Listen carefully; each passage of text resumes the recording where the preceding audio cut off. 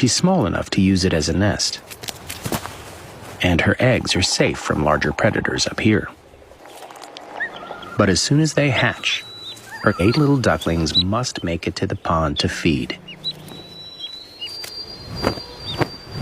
It's a difficult journey. They won't be able to fly for months.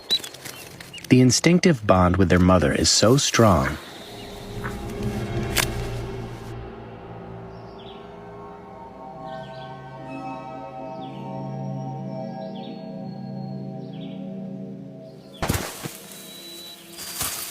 Ducklings are born with soft, flexible bones. They're so light, even from up here, they can survive the fall